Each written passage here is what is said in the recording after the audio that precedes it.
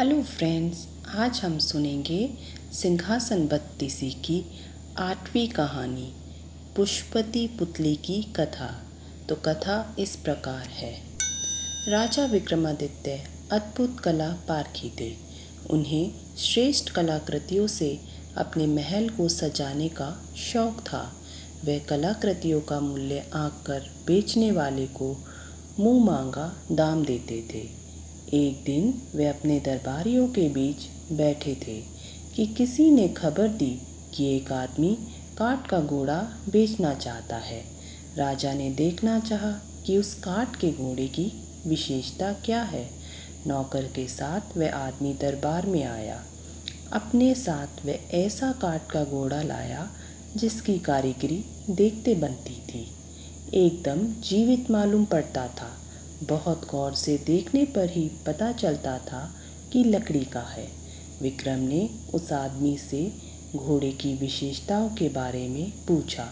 उस आदमी ने जवाब दिया, वह घोड़ा अति तीव्र गति से जल, थल और आकाश तीनों में विचरण कर सकता है। उसके दाम के बारे में पूछने पर उसने बताया कि यह उसकी जीवन भर की मेहनत का फल है, इसलिए वह 1 लाख स्वर्ण मुद्राओं से कम उसे नहीं बेचेगा। राजा को उसकी बात जच गई और 1 लाख स्वर्ण मुद्राएं देकर उन्होंने वह घोड़ा खरीद लिया। फिर वह आदमी खुले मैदान में आकर घोड़े को उठाकर दिखाने लगा तथा उसके कल पुर्जों के बारे में सब कुछ बताने लगा। उसके संचालन की सारी विधि समझाकर विक्रम ने घोड़ा अपने अश्वागार में रखवा दिया। एक दिन अपने आदमियों के साथ राजा शिकार को निकले तो खुद उसी घोड़े पर सवार थे। कलपुर्जों को दबाने पर उसकी गति इतनी बढ़ गई कि राजा को मज़ा आ गया। वे भूल गए कि आखेट के लिए वे अकेले नहीं निकले हैं। अपनी टोली से बिछुड़कर वो बहुत दूर आ गए। उन्होंने उसे हवा में उड़ाने के लिए दूसरे कलपुर्जों को दबाया। उसकी गति हवा में इतनी बढ़ गई कि राजा के लिए उसे संभालना मुश्किल जान पड़ा। उन्होंने उसे ज़मीन पर उतारना चाहा तो वह उसी गति से उतरा और एक घने पेड़ की शाखाओं से टकराकर टुकड़े टुकड़े हो गया। अब उस निर्जन और अनजान जगह पर राजा अकेले थे। वे इधर उधर भटक रहे थे। तभी सामने एक बंदरिया कूदी और अपने हाव भाव से कुछ बताने की कोशिश करने लगी। राजा कुछ समझ पाते तब तक उनकी नज़र एक कुटिया पर पड़ी। राजा को भूख लगी थी और वे थके भी थे। उन्हें वृक्षों पर लदे फल तोड़े और अपनी भूख मिटाई। एक वृक्ष पर चढ़कर लेट गए। वे विश्राम कर ही रहे थे कि एक सन्यासी आया और बंदरिया को इशारा करके अपने साथ कुटिया में रखे 2 घड़ों के बीच में बंदरिया को बैठने को कहा। उसके बाद उसने एक घड़े से चुल्लू भर पानी लेकर बंदरिया के ऊपर छींटे मारी। बंदरिया एक अत्यंत रूपवती राजकुमारी बन गई। उसने सन्यासी के लिए भोजन पकाया तथा जब सन्यासी खा चुका तब सन्यासी के हाथ पैर दबाए और सन्यासी से आराम से सो गया। जब सुबह हुई तो सन्यासी ने दूसरे घड़े से चुल्लू भर पानी लेकर राजकुमारी पर छींटे मारे। राजकुमारी फिर से बंदरिया बन गई। उसे लेकर सन्यासी कुटिया से बाहर आया और उसे वन में स्वतंत्र विचरने को छोड़कर वहीं चला गया। उसके जाने के बाद बंदरिया को लेकर विक्रम कुटिया में आए और घड़े से पानी लेकर बंदरिया पर छींटे डाल दिए। बंदरिया फिर से सुंदरी बन गई। राजकुमारी बनते ही उसने राजा को बताया कि वह कामदेव तथा एक अप्सरा की संतान है। एक बार मैंने शिकार खेलते हुए एक वान मृग की ओर निशाना लगाकर छोड़ा।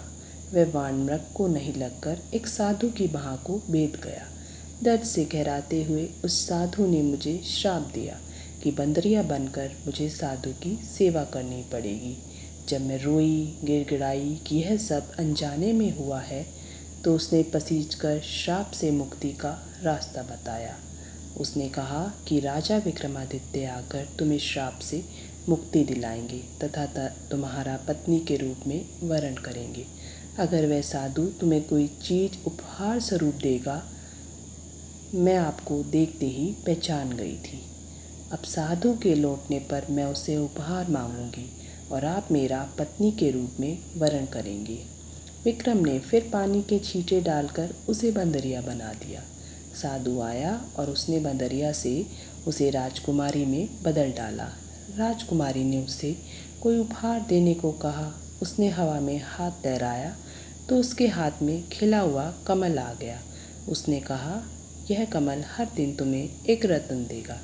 साधु ने यह भी कहा कि उसे पता है राजा विक्रमादित्य उसकी जिंदगी में आ पहुँचे हैं, इसलिए वह राजकुमारी को बाकी की जिंदगी सुखपूर्वक व्यतीत करने का आशीर्वाद देता है। साधु ने उसके बाद राजकुमारी को अपनी कुटिया से सहर्ष विदा किया। राजकुमारी अब पूरी तरह श्राप मुक्त हो गई। विक्रम ने तब दोनों वेतालों को स्मरण किया, जो उन दोनों को नगर की सीमा पर पहुंचाकर गायब हो गया। नगर में जब उन्होंने प्रवेश किया तो एक बच्चा कमल के पुष्प को प्राप्त करने को मचल उठा। विक्रम ने वह कमल का फूल बच्चे को तुरंत देकर संतुष्ट किया। फिर महल पहुंचकर राजकाज देखने लगे। कुछ दिनों बाद उनके पास एक गरीब आदमी को पकड़कर लाया गया। उसे बहुमूल्य रत्न बेचने के आरोप में बंदी बनाया गया था।